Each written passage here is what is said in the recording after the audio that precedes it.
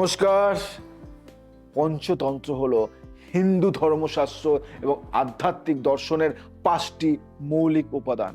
পৃথিবী মানে মাটি, জল, অগ্নি বা আগুন, বায়ু এবং আকাশ, শূন্য, এই 5টি উপাদান থেকে আমাদের শরীর গঠিত হয়েছে এবং এই উপাদানগুলির সঠিক ভারসাম্য আমাদের শারীরিক, মানসিক এবং আধ্যাত্মিক স্বাস্থ্যের জন্য অপরিহার্য।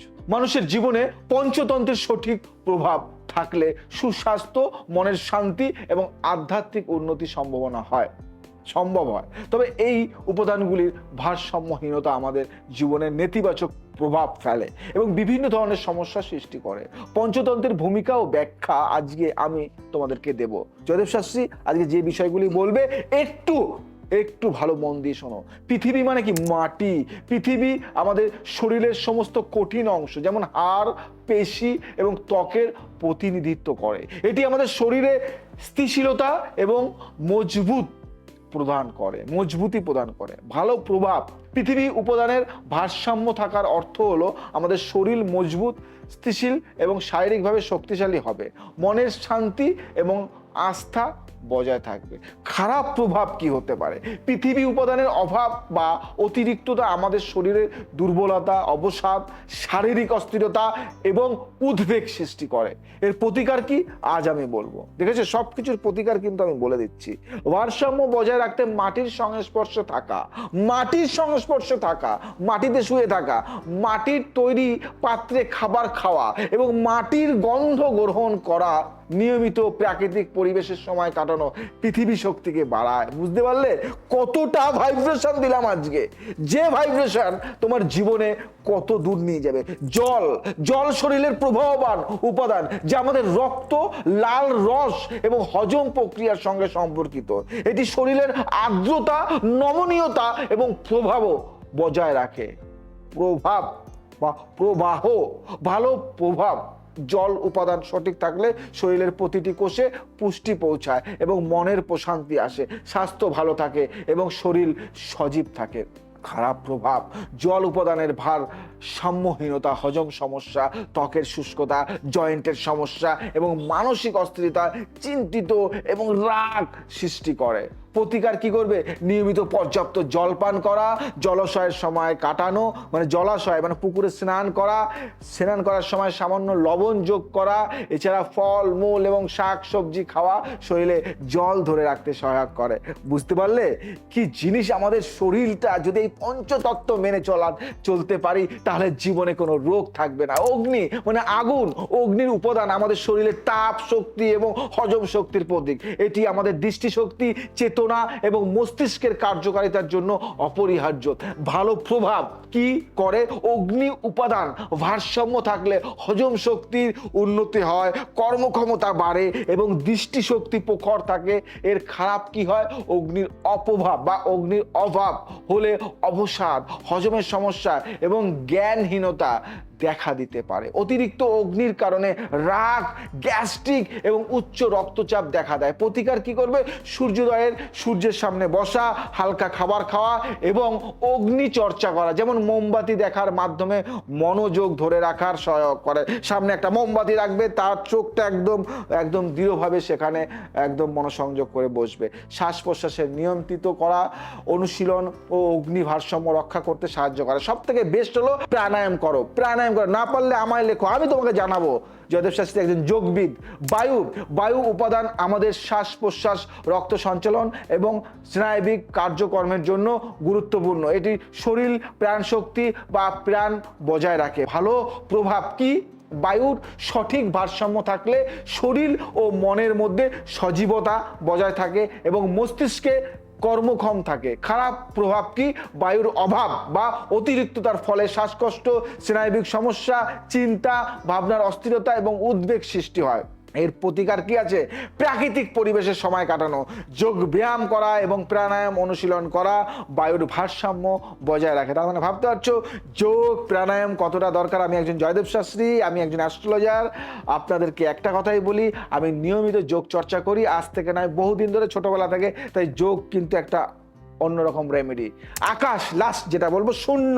আকাশ উপাদান আমাদের শরীরের সমস্ত খালি জায়গা, যেমন মুখ, নাসিকা এবং শিরা উপশিরা খালি স্থানগুলির প্রতীক। এটি মনের চিন্তা এবং অনুভূতির জন্য গুরুত্বপূর্ণ। ভালো প্রভাব: আকাশ উপাদান ভারসাম্য থাকলে চিন্তা পরিষ্কার থাকে, আধ্যাত্মিক উন্নতি হয় এবং মনের শান্তি বজায় থাকে। খারাপ প্রভাব: আকাশের অভাব হলে মন সংকীর্ণ হয় এবং চিন্তার জটিলতা বাড়ে। অতিরিক্ত আকাশ মনের বিচলন ও বিভ্রান্তির কারণ হতে পারে। প্রতিকার আজকে বলবো, আকাশের প্রতিকার: শূন্যতা অনুভব করার জন্য ধ্যান করুন, যোগব্যায়াম করুন, আধ্যাত্মিক অনুশীলন করা আকাশ উপাদান ভারসাম্য রক্ষা করতে সাহায্য করে। কেমন লাগলো? আপনার কতটা ভালো লাগলো এবং আপনি কি বুঝলেন?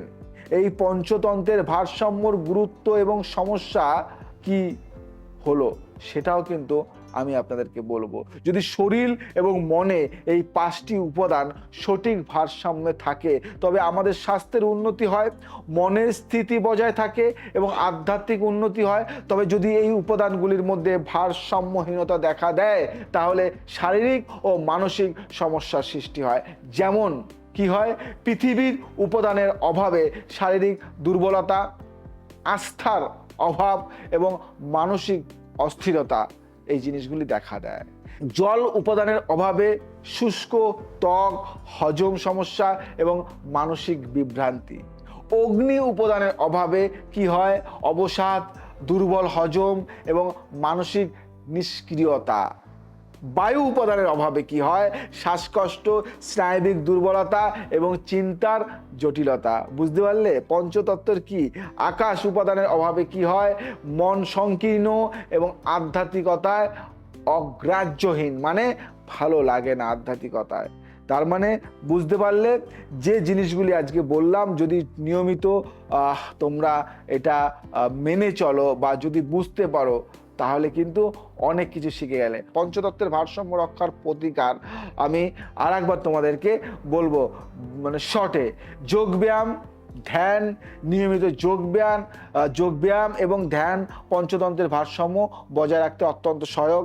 বিশেষ করে প্রাণায়াম আমাদের শ্বাস প্রশ্বাস নিয়ন্ত্রণ করে এবং বায়ুর ভারসাম্য রাখে।